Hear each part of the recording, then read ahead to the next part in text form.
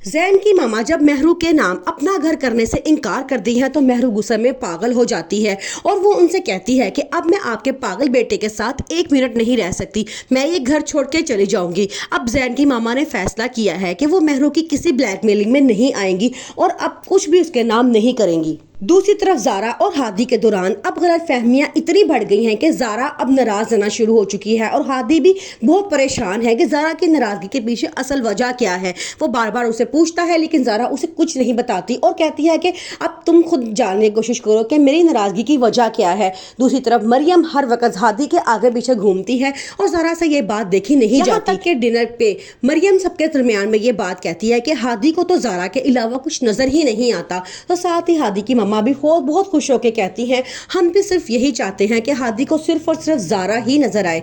इसका मतलब ये हुआ कि अब वो जान चुकी हैं कि मरियम अब उनके दरमियान आने की कोशिश कर रही हैं। वो उल्टे अल्फाजों में मरियम को ये भी कहती हैं कि अब तुम्हारे बाबा की तबीयत बहुत बेहतर हो चुकी है, अब तुम्हें वापस चले जाना चाहिए। लेकिन मरियम वहां से जाने के लिए बिल्कुल भी तैयार नहीं है क्योंकि अब वो भी हादी को पसंद करना शुरू हो चुकी है और हादी से शादी करना चाहती है, जबकि हादी ऐसा बिल्कुल भी नहीं चाहता। ये तमाम आग महरू की ही लगाई हुई है क्योंकि उसी ने मरियम को फोन किया था और कहा था कि हादी से बेहतर इंसान तो मैं मिल ही नहीं सकता। ज़ारा को तो अमीर बाप की बेटी है, उसे तो बहुत से लड़के मिल जाएंगे, लेकिन तुम्हारे आगे पीछे कोई भी नहीं है और हादी जैसा शरीफ और अच्छे दिल का इंसान ही तुम डिजर्व करती हो। इसलिए मैं तुम्हें मशवरा देती हूँ कि तुम ज़ारा और हादी की शादी तुड़वा के खुद हादी से शादी कर लो। ये बात सुन के मरियम पहले तो बड़ा परेशान होती है कि हादी तो ज़ारा को बहुत पसंद करता है, वो मेरी खातिर उससे क्यों छोड़ने लगा।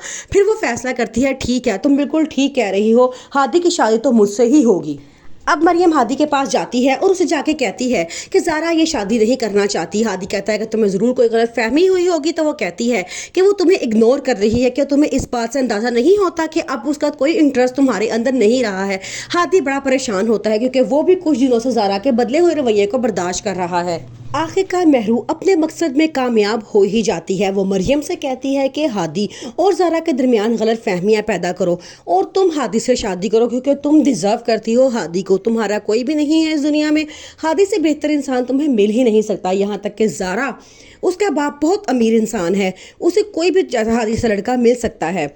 अब मरियम हादी में दिलचस्पी लेना शुरू कर देती है। वो जान के ज़ारा के सामने हादी के करीब आने की कोशिश करती है ताकि उन दोनों के दरमियान गलत फहमियां पैदा हो। अब ज़ारा ये सोचने में मजबूर हो चुकी है, एक तरफ तो हादी मुझसे शादी के लिए जल्दी कर रहा है, दूसरी तरफ वो मरियम के इतना करीब क्यों हो रहा है। दूसरी तरफ महरू ज़ैन को इस बात पे कायल करती है कि वो अपनी माँ से कहे कि ये घर मेरे नाम कर दे।